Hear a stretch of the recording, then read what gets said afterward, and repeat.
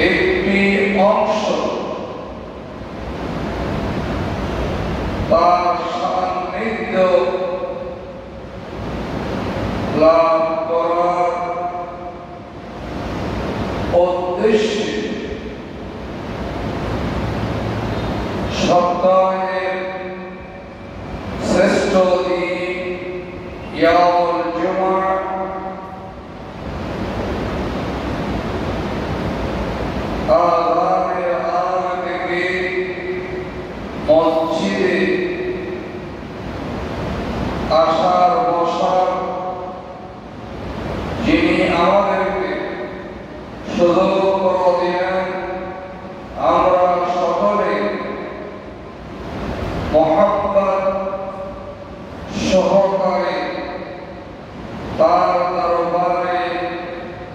শুকরিয়া জ্ঞাপন করছি আমরা সকলে মহব্বত নিয়ে কণ্ঠের জড়তা দূর করে সবাই করি ইয়া রাব্বি লাকাল হামদ কামা ইয়ানবাগি লিজালালি ওয়াজহিকা ওয়া আযীমি সুলতানিক।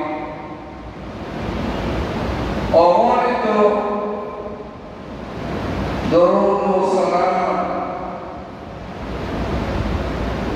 রহমতে দো আলম শাফিয়ে মাহশর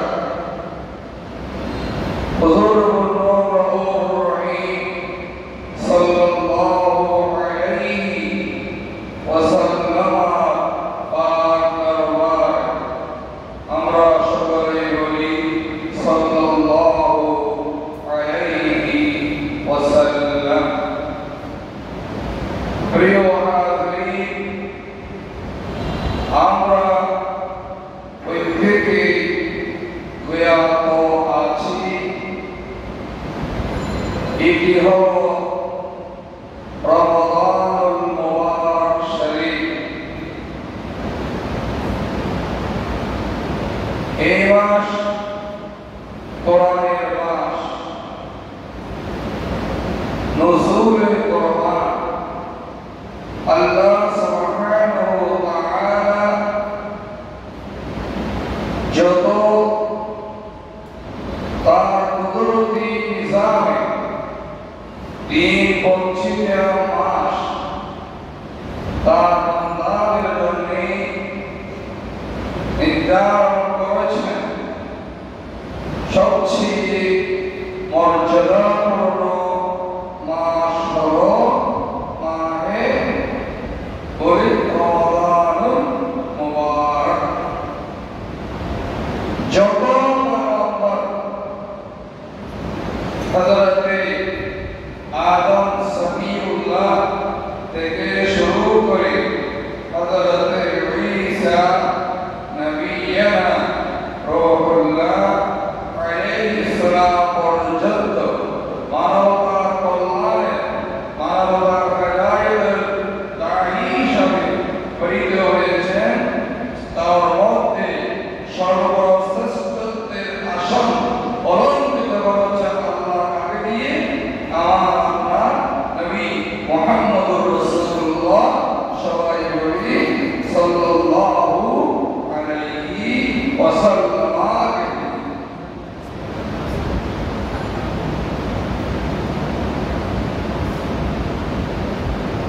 যত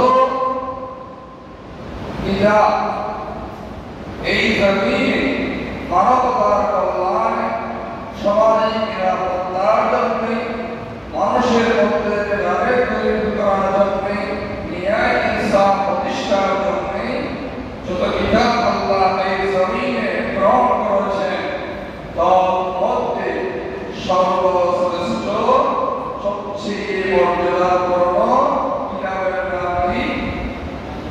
কোরআনুল কারীম।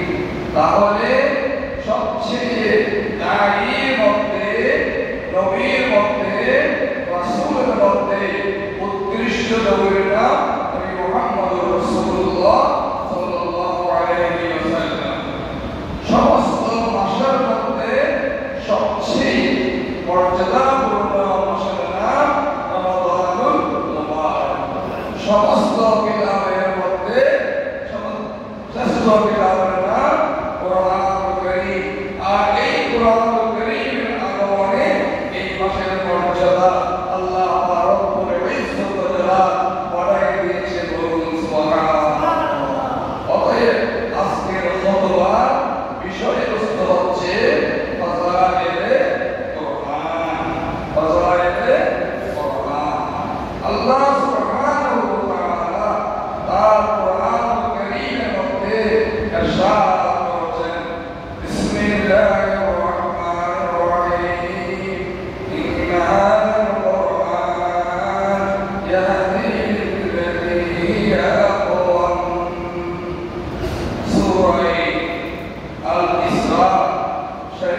এর মধ্যে নয়া নয়া আয়াতে আল্লাহ পাক ইরশাদ করছেন, নিশ্চয় এই কোরআন এমন পথ প্রদর্শন করে যা সর্বাধিক সরল এবং সৎকর্ম পরায়ণ।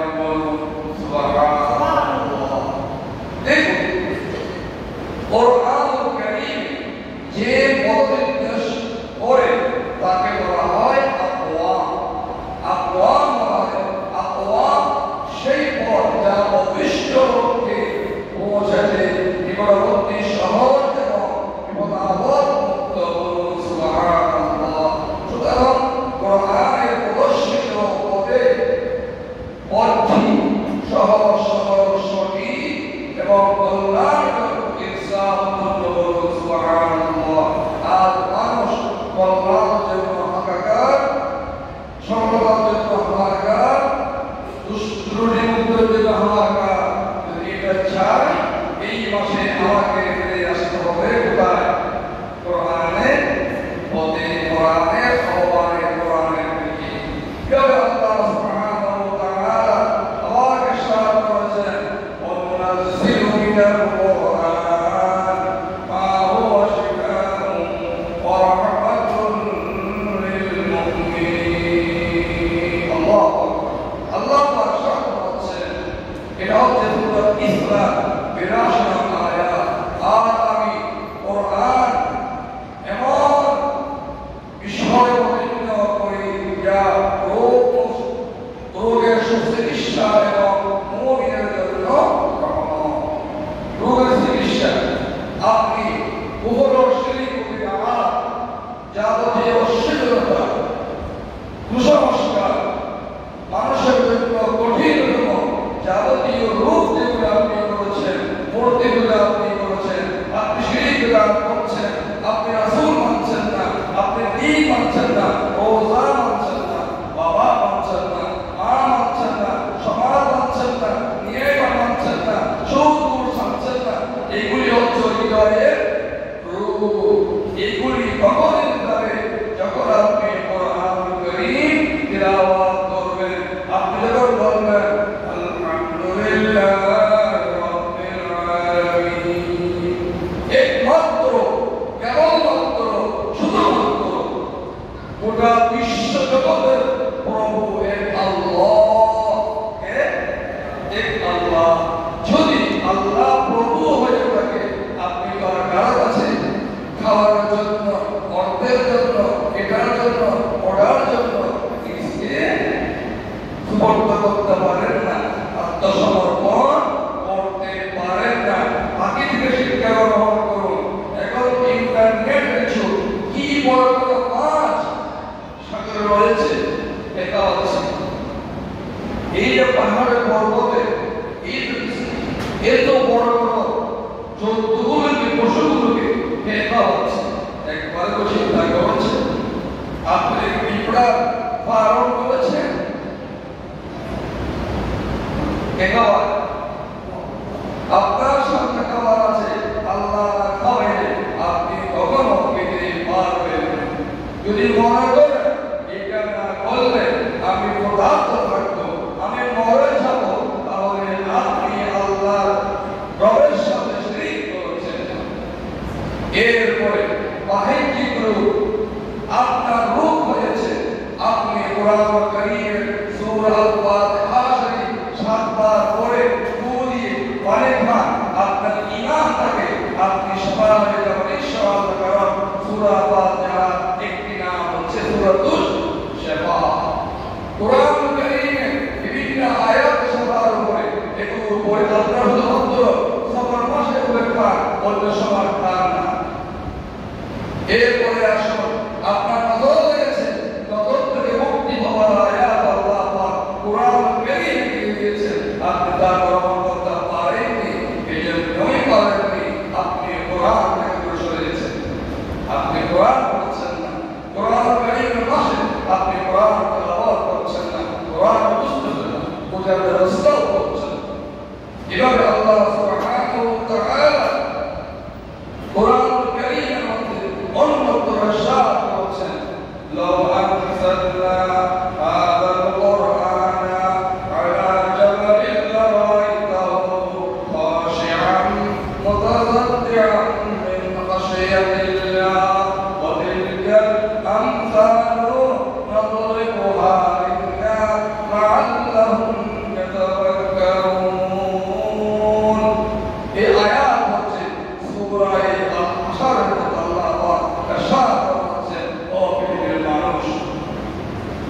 সূরা হাশরের 21 নং আয়াত। ও পৃথিবীর মানুষ, আমি যদি এই কোরআন পাহাড় পর্বতে অবতীর্ণ করতাম, এই হাবিব মুস্তাফা সাল্লাল্লাহু আলাইহি ওয়াসাল্লাম, আপনি দেখতেন পাহাড় পর্বত অরণ্য ধু পড়ে যেত। এই যে তুষকের দোকানে আগে তো ওই ওরা এসে কাজ করতো, এখন মেশিনে ওই কাজ করে ওই ধুলাগুলো বাকি হয়ে ঘুরে যায় না। এখন রাস্তায় কাজ চলতেছে, সব দিকে কাজ করতেছে না, এমন কথা বলে যেত কিসের বলে খাশিআন মুতাসাদ্দিআন মিন খাশিয়াতিল্লাহ। আল্লাহ। আর ওই কোরআনকে আল্লাহ পাক বেছে নিয়েছেন নবী মুহাম্মদুর রাসূলুল্লাহ সাল্লাল্লাহু আলাইহি ওয়াসাল্লাম কোরআন হৃদয় মুবারককে আকার মাধ্যমে অনাগত ভবিষ্যতে কোটি কোটি ইমানদারের হৃদয়ে কোরআন ট্রান্সফার হচ্ছে। বলুন সুবহানাল্লাহ। লাআল্লাহুম ইয়াতাফাক্কারুন। মানুষ এই বিষয়ে চিন্তা করে কোরআন কারীম অন্যত্র আহ্বান করছে, ওয়ালাকাদ ইয়াসসারনাল কুরআনা লিযিকরি ফাহাল মিন মুদ্দাকির। এই আয়াতটি একাধিকবার উচ্চারিত হয়েছে সূরা আল-কমর। এই আয়াত আমাকে কি আহ্বান করছে? ও পৃথিবীর মানুষ, আর অবশ্যই আমি কোরআনকে সহজ করে দিয়েছি উপদেশ গ্রহণের জন্য। অতএব উপদেশ গ্রহণকারী কেউ আছে কি? প্রশ্ন আমি দিচ্ছি, নেওয়ার কেউ আছো? জিকির এখানে একাধিক অর্থের মধ্যে দুটি অর্থ আপনাদের সামনে প্রয়োজনযুক্ত বলে মনে করছি। প্রথম নম্বর হচ্ছে এই কোরআন কারীম হৃদয়ঙ্গম করার জন্য আল্লাহ পাক সহজ করে দিয়েছেন। বলুন সুবহানাল্লাহ। দেখুন হাজার হাজার লক্ষ লক্ষ হাজার হয়তো কণ্ঠস্বর ব্যতিক্রম, কিন্তু পৃথিবীর যে কোনো প্রান্তরে আলাদা কোরআন আর বাংলাদেশের আলাদা কোরআন একই আয়াত পড়বে, একই তেলাওয়াত করবে, হয়তো কণ্ঠস্বর উচ্চারণ ভঙ্গি বেশ কম হতে পারে। কোরআন কারীম একই সহজ করে দিয়েছে। আর এই কোরআন আমি মানুষের জন্য আমলের উপযোগী করে দিয়েছি, কিন্তু মানুষ তা গ্রহণ করছে না। পৃথিবীর মধ্যে 160 আরো 103টা তাওরীত আছে, জাবুর আছে, ইনজিল আছে। একজন হাফেজও আপনি খুঁজে পাবেন না। একমাত্র মুহাম্মাদিয়া নবী মুহাম্মদুর রাসূলুল্লাহ সাল্লাল্লাহু আলাইহি ওয়াসাল্লামের মাধ্যমে যে কোরআন অবতীর্ণ হয়েছে মাহে রমজানুল মুবারক শরীফের মধ্যে, এর হাতে লক্ষ লক্ষ হাতে। বলুন সুবহানাল্লাহ। কিন্তু আমরা তাদেরকে উপহাস করি। এই ছিল মোটামুটি ভূমিকা। আসুন নবী মুহাম্মদুর রাসূলুল্লাহ সাল্লাল্লাহু আলাইহি ওয়াসাল্লামের নূরানি ইরফানি ঈমানি জুবানে মুবারক থেকে আমরা শোনার চেষ্টা করি। আল্লাহ রাসূল কি বলে গেছেন আর আমরা কোথায়?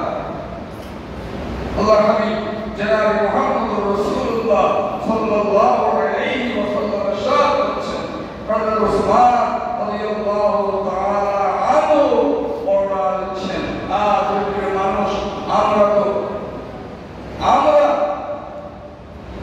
উন্নত মানুষ মনে করি কাদেরকে?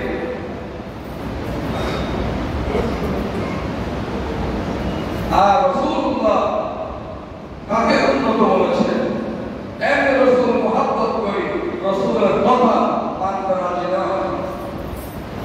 রাসূল এমনি মুহাব্বত করি, মুখে কাজে নয়।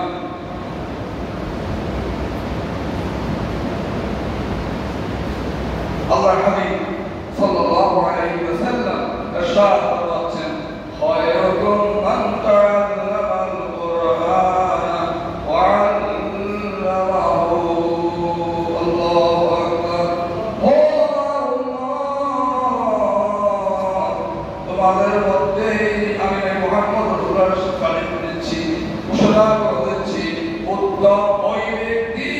যে ব্যক্তি কোরআন কারীম শিখে আর অন্যকে কোরআন কারীম শিক্ষা প্রদান করে বলুন সুবহানাল্লাহ।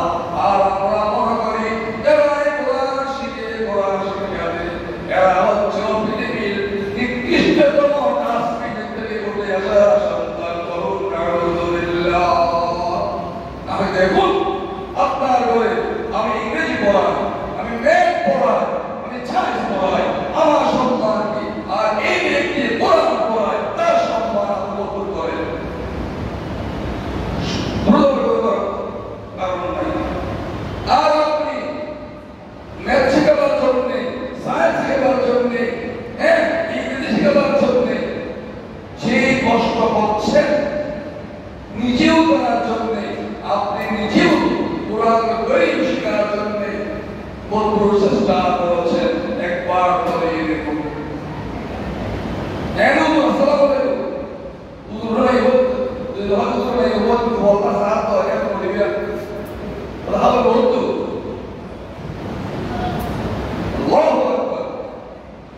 খায়রুকুম মান তাআল্লামাল কুরআনা ওয়া আল্লামাহু। আমি মুহাম্মদুর রাসূলুল্লাহ আমার মুবারক জবান দিয়ে ঘোষণা দিচ্ছি কিয়ামত পর্যন্ত আমার উম্মতের ওই ব্যক্তি ফেরেশতা যে আমার উম্মতের কোরআন নিজে শিখে অন্যকে শিখায়। বলুন একবার সুবহানাল্লাহ। তাই নয় অনেকে আছে কোরআন শরীফ পড়তে গিয়ে জবান তুতলায়, আছে না? আমরা তাকে কি করি? হিংসা করি, অথচ শরীর গেলাম রাসূলুল্লাহ বলতেছেন ও আমার উম্মত মাশা সিদ্দিকা রাদিয়াল্লাহু তাআলা আনহা ফরমায়েছেন ইয়াকরাউল কুরআনা ওয়া তাওয়াক্কাউ ফিহি ওয়া হুয়া আলাইহি শাআতুন লাহু আজরান। তার জন্য আমি প্রতিটি পড়লে দুইটি করে মর্যাদা দিয়েছি। বলুন সুবহানাল্লাহ। একটি হলো সে কোরআন কারীম সামনে নিয়ে কষ্ট করছে, আরেকটি হলো তার জবানে কষ্ট হচ্ছে। বলুন সুবহানাল্লাহ।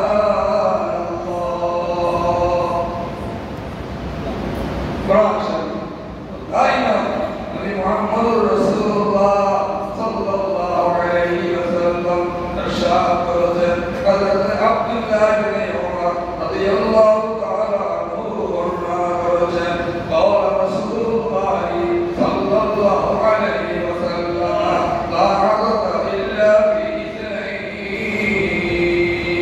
হিংসা নাই, বিদ্বেষ নাই, অহংকার নাই, চগলখড়ি নাই, নাই নাই সমস্ত কর্ম করা যাবে না। কিন্তু দুইটি বিষয় আপনাকে হিংসার বর্ণায় আমরা বলবো সুবহানাল্লাহ। আমার হুজুরের তো হিংসা করা যাবে না, এটা আজকে বলতেছে রমজানের প্রথম দশকের রহমতের প্রথম সময় হিংসা থাকবে। কথা কি হয়ে গেল না?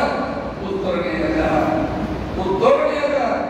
قال رسول الله صلى الله عليه وسلم رجل آتاه الله القرآن وهو يبقى به الرياض ويقوم به آناء الليل وآناء النهار। প্রথম হচ্ছে ওই ব্যক্তি যিনি রাত নাই দিন নাই যখন সময় পায় কোরআন নিয়ে বসে যায়। বলুন সুবহানাল্লাহ। হিংসা মারবেন না, সে পড়তে পারবে আমি কেন পারবো না? সে দালালি চালাবে, সেও ব্যবসা করে, সেও চাকরি করে, সেও কাজকর্ম করে, অফিস করে। সে যদি যখন সময় পায় তখন কোরআন নিয়ে বসতে পারে। আমি অফিস করি না, করি না, আমি কেন কোরআন শরীফ পড়তে পারি না?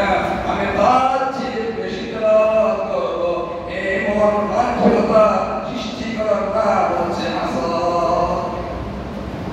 রমজানের কত তারিখ? ৬ষ্ঠ দিবস। সিনায় হাত দিয়ে বলেন কোরআন শরীফ কয় কথা বলেছে? অর্ধ সহকারে কত বলেছে?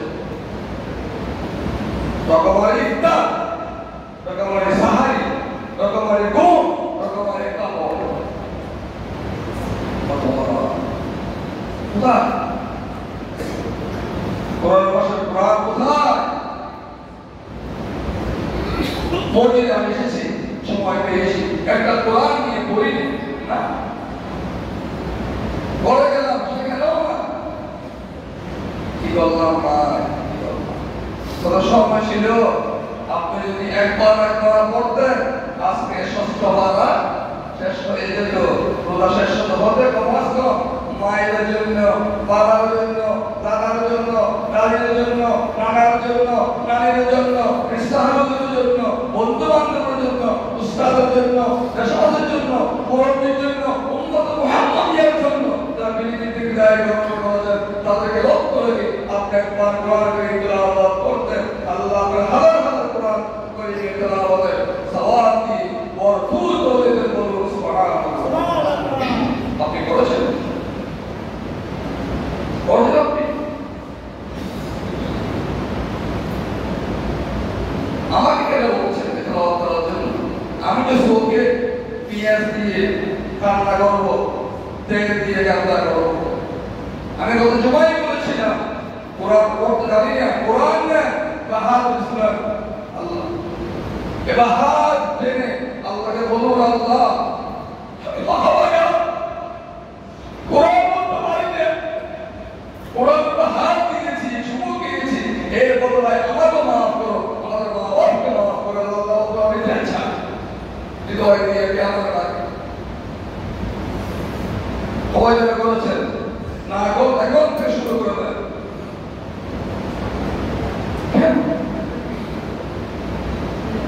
আরেকজন কি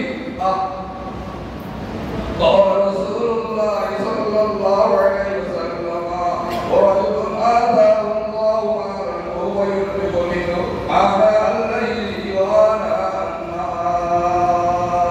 কতগুলো আল্লাহ বান্দা আছে রাতে দিনে সমানে, আল্লাহ বান্দাদেরকে দুই পকড় থেকে উজাড় করে দান করে, দান মাঝে বাম মাঝে যাবে না, বাম মাঝে ডান মাঝে যাবে না।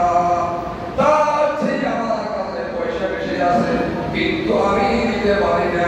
আমার স্বাস্থ্য ভাই, আমার গালাতো ভাই, আমার বুড়াতো ভাই, আমার আত্মীয়, আমার বোন, আমার বাড়িনা বাড়িনি, আমি দিতে পারি না, সমাজের জন্য দিতে পারি না, কিন্তু ওই কাছে পয়সা কম দিতে পারে।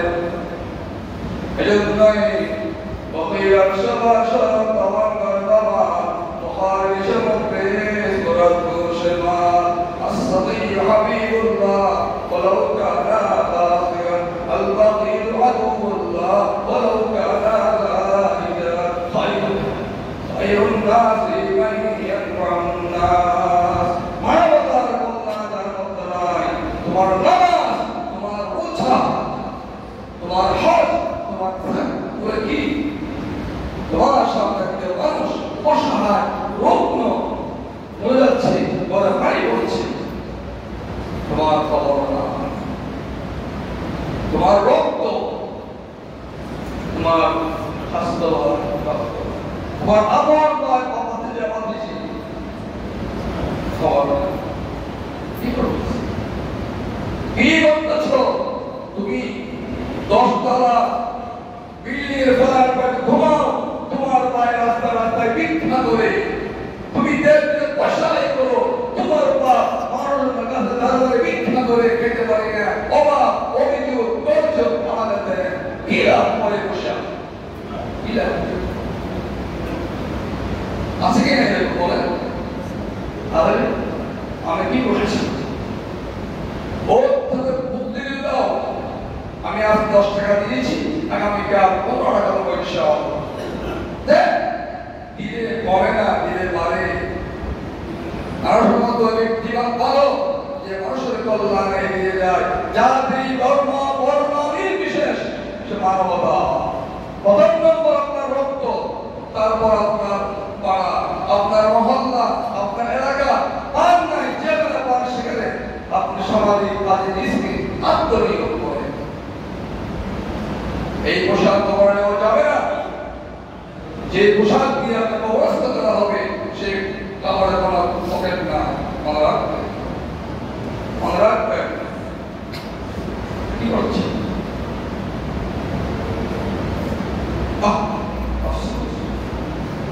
এরপরে আসুন নবী মুহাম্মদুর রাসূলুল্লাহ সাল্লাল্লাহু আলাইহি ওয়াসাল্লাম সাহায্য করছেন কাপড়ের উপরে কত সুন্দর মানুষ যদি আমার মধ্যে কোরআন না থাকে আমার রাসূল কি বলেছেন قال رسول الله صلى الله عليه وسلم إن الذي ليس في جوفه شيء من القرآن كالبيت الحرام পৃথিবীর মানুষ সুন্দর করে গ্রামে আরো বানাইছো ঘর বানাইছো দরজা সব খোলা রেখেছো দীর্ঘদিন ধরে আসা নাই বলুন সে করে 1 মাস পরে 2 মাস আসার পরে টাকার কোনো পরিবেশ থাকবে কিনা থাকবে বলে থাকবে কথা বলতে হবে কারণ আমার কথা আপনি না বলতে হবে রিপিট করে বুঝাইতে হবে আমি বলছি আপনি একটা ঘর বানিয়েছেন সুন্দর করে কাজ যা দিয়েছেন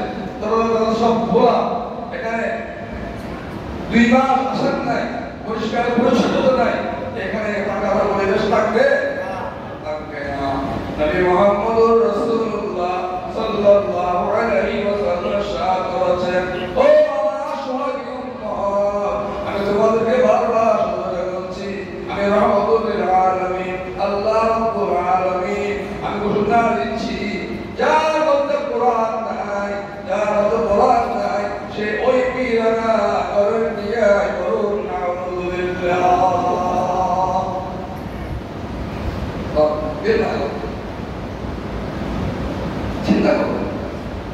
চিন্তা করো আয় আল্লাহ আমাদেরকে সেখান থেকে তুমি রক্ষা করো বলুন আমি আসুন আপনি কোরআন সাথে মিলে যান কোরআন আপনার কোথায় নিয়ে যাচ্ছে একটু দেখুন قال رسول الله صلى الله عليه وسلم يقال لصاحب القرآن اقرأ وارتقي ورتل كما ترتل في الدنيا आज क़यामत मैदाने अल्लाह रब्बुल आलमीन যাদের তরফে আল্লাহ কোরআন দিয়েছে আপনারা বড় ভাগ্যবান পৃথিবীতে আপনাদের কেউ সম্মান করে না ইজ্জত করে না আপনাদেরকে বলে সাহেবজি তাই কোরআন শরীফ তেলাওয়াত করে না আল্লাহ বলেছেন ওয়ারাতিল কুরআন তারতিলা কোরআন কারীম তেলাওয়াত করতে হবে বুঝতে হবে কোয়ান্টিটি নয় কোয়ালিটি ভালো হতে হবে কোয়ান্টিটি কি করবে কোয়ালিটি ভালো না হলে কি করবে কিন্তু আপনি নামাজের পরে বলতেছেন আপনি সাহাবীকে 5G ট্রান্সফার না বলে 2G বলে কত হিংসাত্মক কথা কত অবাস্তব কথা যিনি বলেছেন যারা বলছেন আমি আপনাকে বলছি না পৃথিবীকে আমি বলছি চিন্তা করবেন আপনার মর্যাদা কোথায় ওই হাওয়াদের মর্যাদা কোথায় নবী মুহাম্মদুর রাসূলুল্লাহ সাল্লাল্লাহু আলাইহি ওয়াসাল্লাম ঘোষণা দিচ্ছেন নূরানি সুবহান দিয়ে যারা বলতে জানা না হবে যারা সবার না হবে আপনার প্রতিক্রিয়া কবুল নয় আপনার হাজিরি কবুল নয় আপনার দান কবুল নয় আপনার সাহাবত কবুল নয় আপনার ইবাদত কবুল নয় আপনার জন্য জান্নাত নয় আপনার জন্য জাহান্নাম নবী মুহাম্মদ রাসূলুল্লাহ সাল্লাল্লাহু আলাইহি ওয়াসাল্লাম কেউই পাবে करेंगे अंबिया महशर में नफसी नफसी उठेंगे उम्मती को या मोहम्मद अल्लाहु अकबर আপনি কে সমস্ত নবীরা পর্যন্ত ফর ফর করে কাঁপবে ময়দানে মাশারে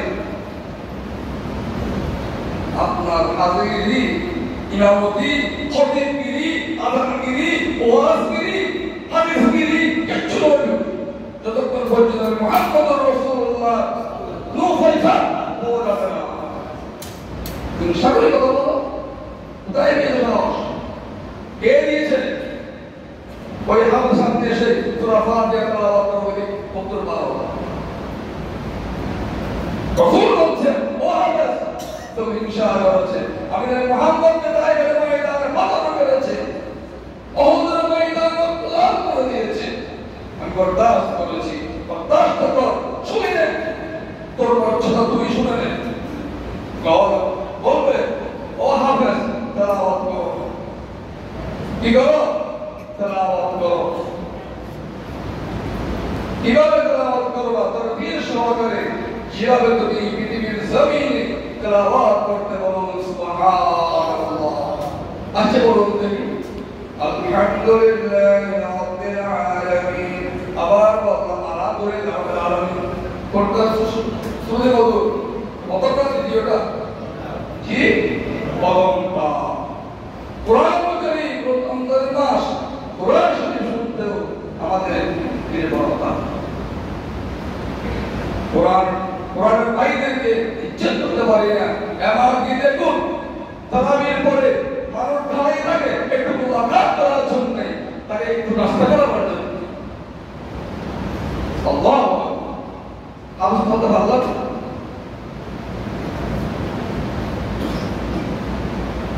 এত বলছো না। যদি আপনার এক সন্তান থাকে, একটা নাতি থাকে, একটি নাতির থাকে, বাইরে বলবো ভালো একটা হাফেজ কোরআন বানান, ভালো হাফেজ বাবা মেয়ে কুস্তে গেলে তো রান্না শিখে বুঝবেন, অন্যান্যকে বুঝবেন, কোরআন তালাওয়াত বুঝবেন, ঘর রহমত পেয়ে যাবে।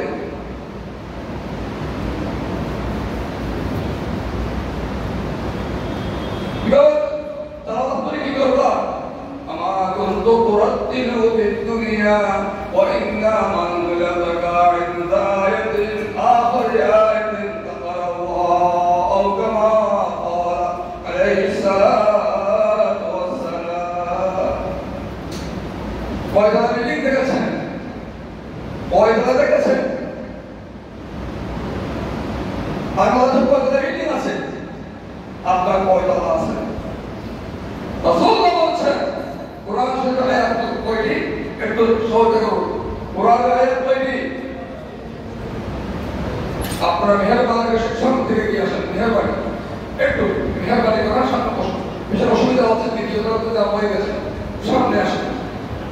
কালামাল উলা বিজামালিহি কাশাফাত দুজা বিজামালিহি হাসানাত জামিউ আসওয়ারিহি সাল্লু আলাইহি ওয়া প্যারা আলী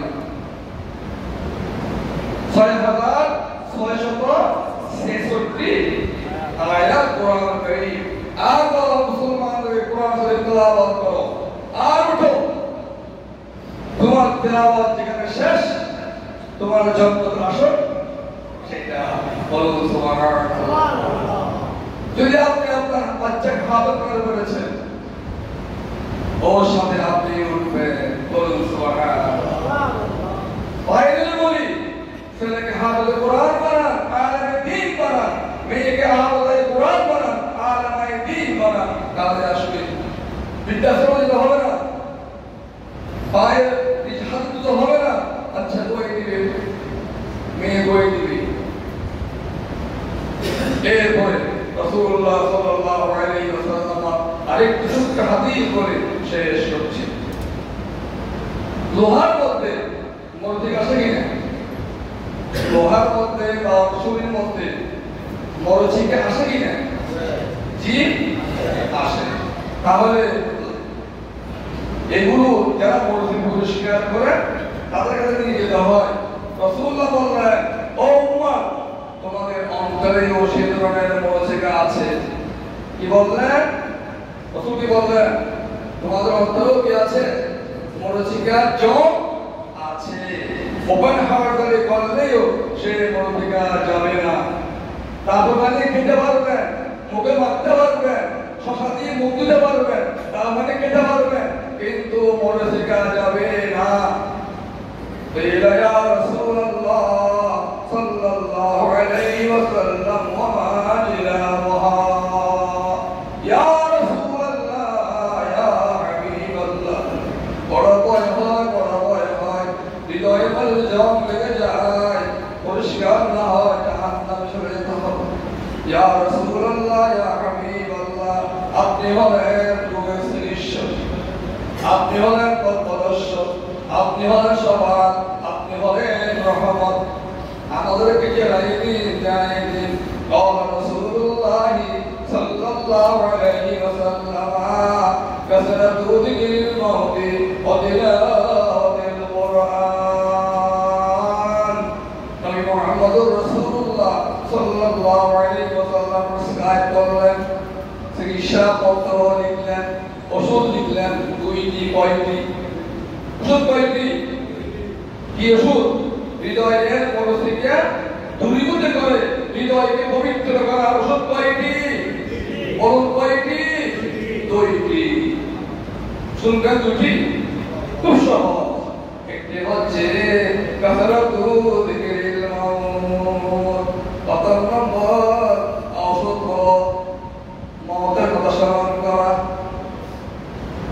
যেই কত মা গেল বাপ গেল সন্তান গেল দেশবাসী গেল ওই পথে আমিও যাত্রী হব খবরের জন্য কি সামান তৈরি করলাম সেই ঘর এমন ঘর উপরেও মাটি নিচেও মাটি ডানেও মাটি বামেও মাটি পিছনেও মাটি সামনেও মাটি নাই দরজা নাই কিছু নাই লাইট ওই ঘরের জন্য আমাকে লাইট দিতে হবে ওই ঘরের জন্য বিছনা নিতে হবে ওই ঘরের জন্য আলো নিতে হবে সেগুলি হলো মানুষের সাথে খারাপ ব্যবহার না করা পরের জমি দখল না করা পরের সম্পদ দখল না করা মহাবের কষ্ট না দেওয়া সমাজকে কষ্ট না দেওয়া আমার এই পয়সাগুলো হালাল ভাবে আয় করা আমি যদি এই পয়সা হালাল ভাবে আয় না করে এই পয়সা আমাকে জাহান্নামে নিয়ে যাবে আমার সন্তান আমার স্ত্রী আমার ভাই ব্রাদার কেউ আমার দায়ী হবে না এইগুলো স্মরণ করে মওতের সম্পদ তৈরি করো মুসলমান मौत जिस दिन आ गए दुनिया की दौलत क्या हुई रूह तन से जब उड़ गए मुर्दा की हालत क्या हुई कितना तक जब शायर सुन जाए शायर बोले आरामी दूध तोला कायना ये अंतर तक जब हृदय बेर हो जावे यसअलु लका कुलिर रूह मिन अम्र रब्बी ए अल्लाह हुक्म रूह दे बेर हो जाए अपना तो কোনো মূল্য নাই বলুন সুবহানাল্লাহ যত কোটিপতি হন তত বেশি এয়ারপোর্ট গাড়িতে করে রাস্তার মোড়ে থাকবেন ঠিক কিনা বলেন গর্ব জানা হবে না তোলার মানে আপনাদের গান নাই ওই হাসপাতালে ওখান থেকে আসার পরে আপনার ছেলে আমি দোয়া পাবো না কখনো করাবো না কখন করাবো আপনার ছেলে দোয়া করবেন ছেলে অন্য গাড়িতে রাস্তা করে 24 ঘন্টা এক সপ্তাহ থাকবে ঠিক কিনা বলেন তার জন্য কি করছেন দুই নম্বর অসুখ মাত্র দুইটি ওষুধ কেমন মন্ত্রের জন্য আরেকটা হচ্ছে তিলাওয়াতুল কুরআন মাহফিলে বাতের মধ্যে সবচেয়ে উন্নত বাত হচ্ছে কোরআনুল কারীম তিলাওয়াত করা বলুন সুবহানাল্লাহ ওষুধ কয়টি দুইটা একটা হচ্ছে মওতের কথা স্মরণ করা আরেকটা হচ্ছে বেশি বেশি করে কি করা কোরআন তেলাওয়াত করা আল্লাহ সুবহানাহু ওয়া তাআলা অল্প সময়ে যা বললাম যা শুনলাম এর মধ্যে যা প্রয়োজিত হয়েছে আল্লাহ তুমি গফফার হিসাবে তোমার নবী পাকের কথা আইন শরীফ বাইরে খাতিরে ক্ষমা করে দাও যা সব বললাম যা সব শুনলাম এগুলো আমার নমুনা হয়ে কাল কিয়ামতের ময়দানে তোমার নেককার বান্দাদের তোমার হাবিবের শাফাআত ওয়ালা উম্মতের কাছে সারিবদ্ধ হয়ে এগিয়ে যাওয়ার জন্য সবাইকে কবুল